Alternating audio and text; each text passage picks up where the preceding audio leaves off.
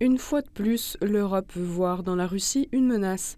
L'Estonie avait demandé le 22 septembre une réunion d'urgence du Conseil de sécurité après la prétendue incursion d'avions de combat russes dans son espace aérien. Dmitry Polyansky, représentant permanent adjoint de la Russie au Conseil de sécurité, a révélé la trajectoire réelle des 3 avions de chasse russes qui n'ont en réalité pas traversé l'espace aérien estonien. Aujourd'hui, nous voilà forcés d'assister au deuxième acte de ce spectacle intitulé « Accuse la Russie de tout ». Cette fois, nos voisins ont cru voir l'espace aérien estonien violé par la faute de la Russie. Comme d'habitude, pas la moindre preuve à part une hystérie russophobe en provenance de Tallinn, présentée aujourd'hui avec éclat par notre collègue estonien. Cependant, les faits indiquent que le 19 septembre, 3 chasseurs russes MiG-31 ont effectué un vol prévu depuis la Carélie jusqu'à un aérodrome situé dans la région de Kaliningrad, suivant strictement les règles internationales d'utilisation de l'espace aérien. Les avions russes n'ont pas dévié de l'itinéraire convenu et n'ont pas franchi l'espace aérien estonien. Ils ont survolé les eaux neutres de la mer Baltique à une distance de plus de 3 km de l'île de Vindlou. Les données du contrôle objectif le confirment.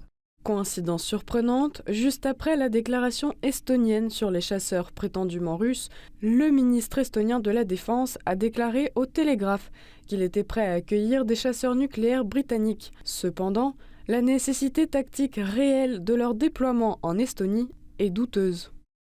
L'Estonie est prête à accueillir des avions de combat britanniques capables de transporter des bombes nucléaires. La Grande-Bretagne pourrait décider de ne pas envoyer les F-35A en Estonie lorsqu'ils entreront en service. Une source proche de l'armée britannique a déclaré qu'il n'est pas nécessaire d'avoir une capacité stratégique en position tactique en Estonie. Les F-35A joueraient plutôt un rôle d'agitateur que de dissuasion. L'OTAN a saisi l'occasion pour sonner l'alarme. Le ministre français des Affaires étrangères a déclaré sur TF1 que les représentants de l'Alliance discuteraient prochainement de mesures de réponse politique et opérationnelles. Pendant ce temps, la Pologne a proféré des menaces contre la Russie. Je n'ai qu'une requête à adresser au gouvernement russe.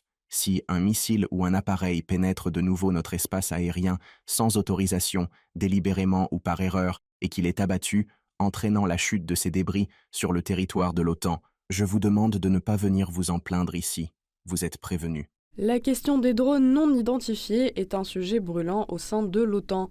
Le 22 septembre, la Norvège et le Danemark ont également signalé avoir observé des drones inconnus.